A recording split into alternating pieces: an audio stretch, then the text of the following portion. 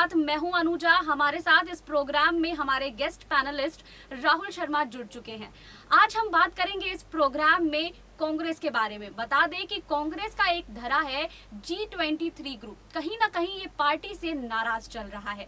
अगले साल कई राज्यों में चुनाव होने हैं। क्या इनका असर जो है उस पर दिख सकता है? बता दें कि चुनाव से पहले ही जो G23 ग्रुप है वो काफी नाराज चल रहे हैं पार्टी से, और कहीं ना कहीं ये पार्टी से नाराज अभी से नहीं चल रहे हैं, ये कई समय से चला आ रहा है। कहीं ना कहीं ये जो है वो धीरे धीरे पार्टी से मनमुटाव का जो स्थिति है वो बनता ही जा रहा है। इस बीच बता दें कि G23 ग्रुप में ना कई वरिष्ठ नेता भी हैं, और इसका समर्थन अगर कांग्रेस को सही तरीके से नहीं मिलता है तो क्या सोनिया गांधी जो है वो कहीं ना कहीं वीक पड़ जाएंगी? क्या इससे कांग्रेस को नुकसान होगा? इस पर चर्चा करेंगे हम राहुल शर्मा से। उनसे जानेंगे कि आखिर G23 ग्रुप का कहीं ना कहीं जो है वो समर्थन कम होता जा रहा है, वो पार्टी से नाराज चल रहे हैं। इस बीच जो है वो सोनिया गांधी का एक्शन क्या होगा? क्या इससे पार्टी वीक पड़ेगी? देखिए, अगर बात करें पार्टी वीक की तो पार्टी 2014 के बाद काफी वीक हो चुकी है, क्योंकि 2014 के बाद से अगर देखा जाए सिलसिलेवार तरीके से कांग्रेस पार्टी धीरे धीरे टूटती इतना चली गई आज 2021 है।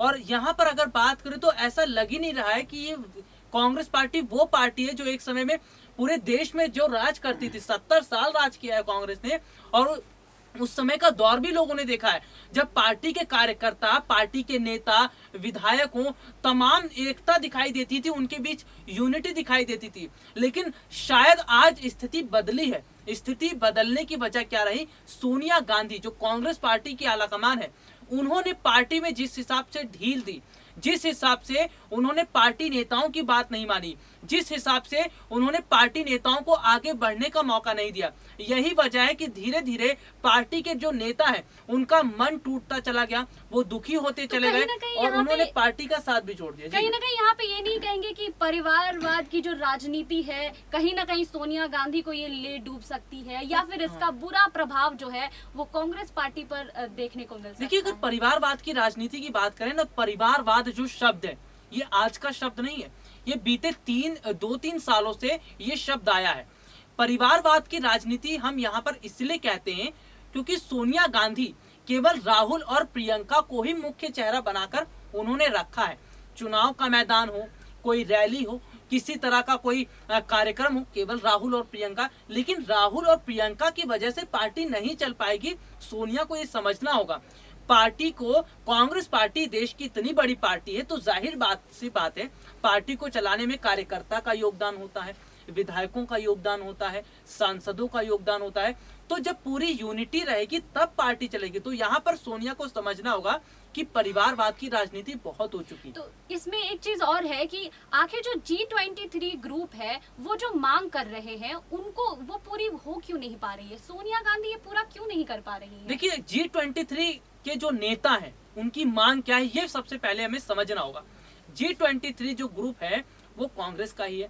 इसके अंदर जो नेता शामिल हैं, चाहे वो कपिल सिब्बल हो, गुलाम नबी आजाद हो या राज बब्बर हो, तो ये जो नेता है, इन नेताओं की मांग ये है कि अगर पार्टी में बदलाव हो, राहुल और सोनिया गांधी ने अभी तक काफी रणनीतियां बनाई हैं जिसका क्या असर रहा है पार्टी पर ये सभी ने देखा है। तो ये नेता शुरू से ये मांग कर रहे थे कि पार्टी में बदलाव होना चाहिए। देखिए, बदलाव क्या होना चाहिए? बदलाव से उनका ये मतलब है कि पार्टी में बहुत सारे वरिष्ठ नेता मौजूद हैं, पार्टी के अंदर ऐसे बहुत सारे नेता हैं जिन्होंने अपनी सेवा कांग्रेस को दी है, तो उन्हें ऊपर आने का मौका दिया जाए। अगर उन्हें ऊपर आने का मौका दिया जाएगा, उनकी सलाह ली जाएगी, राय मशवरा लिया जाएगा, तब हो सकता है कि पार्टी का फायदा हो सकता है पार्टी काफी हद तक आगे बढ़े। लेकिन सोनिया को डर इस बात का है कि अगर मैं कपिल सिब्बल की बात मानती हूँ या पार्टी के अन्य किसी और नेताओं की बात मानती हूँ तो शायद मेरे राहुल और प्रियंका पीछे रह जाएंगे। लेकिन यहाँ पर राहुल और प्रियंका तक ही कांग्रेस सीमित नहीं है, ये सोनिया गांधी को समझना होगा। और G23 पार्टी के जो ग्रुप के जो नेता है जो अपनी मांग रख रहे हैं, ये बात जो मांग रख रहे हैं वो काफी हद तक वाजिब भी है और सही भी है। ऐसे में सोनिया गांधी को इस पर विचार विमर्श करना चाहिए। नहीं तो जिस हिसाब से बगावत हो रही है, और हाल ही में कपिल सिब्बल के घर डिनर पार्टी का आयोजन हुआ जिसमें तमाम G23 ग्रुप के नेता मौजूद थे, तो इसका मतलब क्या हुआ? कि सोनिया गांधी से अलग हटके ये अपनी रणनीति बना रहे हैं, तो ये बगावत अगर खुलकर सामने आ गई तो सोनिया गांधी जो है उनकी मुश्किलें तो खड़ी होंगी, कांग्रेस की नैया भी डूब जाएगी। एग्जैक्टली और इससे पहले ये भी बता दें कि उत्तर प्रदेश में 2022 में विधानसभा चुनाव होने हैं और कहीं ना कहीं इसमें भी जो है सोनिया गांधी, राहुल गांधी दोनों जो हैं वो प्रियंका गांधी के चेहरे पर चुनाव लड़ना चाहते हैं। अभी तक इसकी आधिकारिक घोषणा नहीं की गई है, लेकिन फिर से ये चीज देखा जा रहा है कि कहीं ना कहीं पार्टी जो है वो अपने ही लोगों को सामने खड़ा कर रही है। देखिए, आपको ना सबसे पहले समझने की जरूरत ये भी होगी, हमारे दर्शकों को समझने की जरूरत होगी कि कांग्रेस के पास अब कोई चेहरा ही नहीं बचा। कांग्रेस के पास पहले चेहरे हुआ करते थे, लेकिन वो चेहरे आज नदारद हैं, पार्टी का साथ छोड़ चुके हैं या फिर पार्टी में अलग थलग पड़े। इसी वजह से सोनिया को कुछ और दिखाई नहीं दे रहा, राहुल और प्रियंका ही दिखाई दे रहे। चुनाव का जब भी सीजन आता है, चुनावी माहौल होता है, तो राहुल को रैली के लिए भेज दिया जाता है, प्रियंका को रैली के लिए भेज दिया जाता है। और आप यहाँ पर भी देखिए, पश्चिम बंगाल में जब विधानसभा के चुनाव हुए थे, असम में चुनाव हुए थे, इसके अलावा कई स्टेट में जो वहां पर भी चुनाव हुए थे, वहां पर क्या देखने को मिला, केवल राहुल और प्रियंका का ही चेहरा था।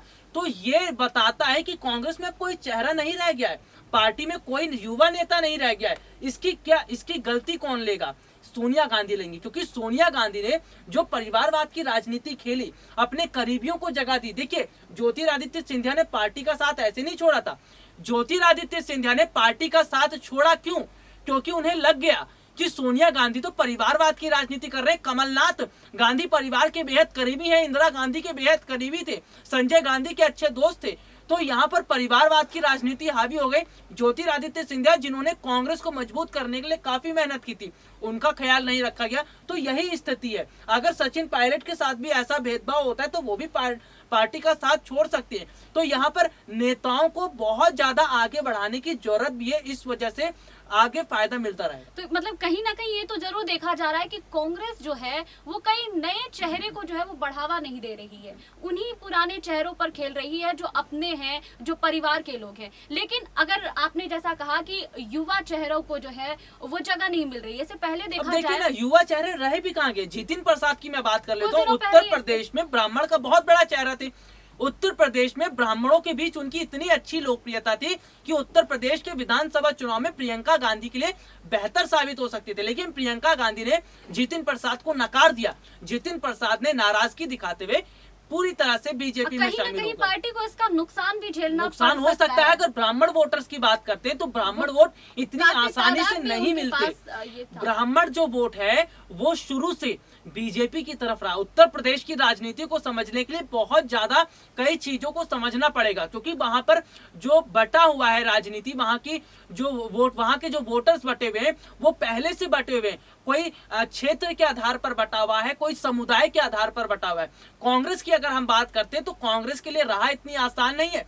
प्रियंका गांधी भले ही काफी कोशिशें कर रही हैं, लेकिन अगर किसी खास समुदाय को, किसी खास वर्ग को अपनी तरफ करना है तो इसके लिए जमीनी स्तर पर कौन सा नेता ऐसा है जिसकी पकड़ उस समुदाय पर मजबूत है, उसको अपनी तरफ किया जाता है। हालांकि अगर देखा जाए तो उन्होंने इमरान प्रतापगढ़ी पर तो दांव खेला, लेकिन ब्राह्मण चेहरों को लुभाने के लिए प्रियंका को काफी मुश्किलों का सामना करना पड़ेगा। वही बता है। लेकिन जो अब बात है कि G23 ग्रुप जो है वो नाराज है, इसका नुकसान जो है वो कांग्रेस को झेलना पड़ सकता है अगले चुनाव में।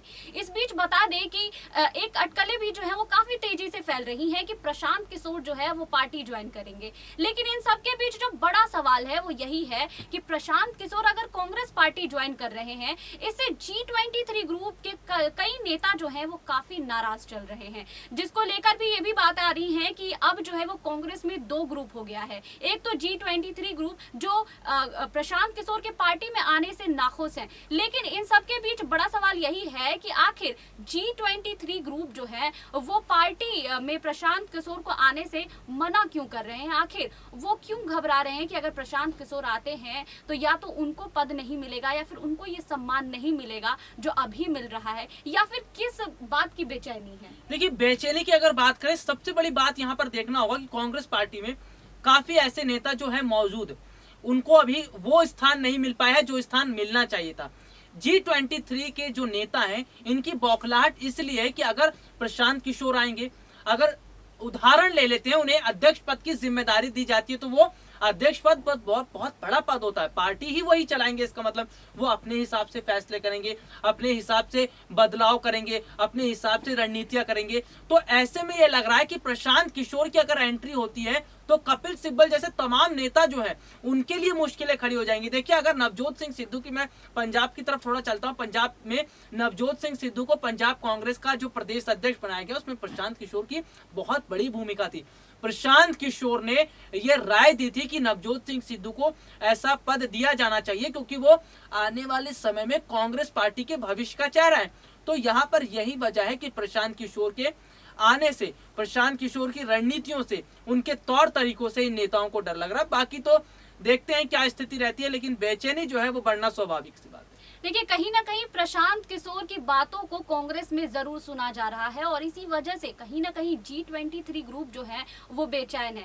पर G23 ग्रुप जो है वो कांग्रेस पार्टी से नाराज चल रहे हैं। इसका नुकसान जो है वो कांग्रेस पार्टी को अगले चुनाव में जो है उठाना पड़ सकता है। फिलहाल आपको हमारी ये रिपोर्ट कैसी लगी हमें कमेंट बॉक्स में लिखिए। ऐसी चर्चाएं होती रहेंगी, हमारे साथ जुड़े रहिए। बाकी जुड़े रहिए SPN 9 न्यूज के साथ।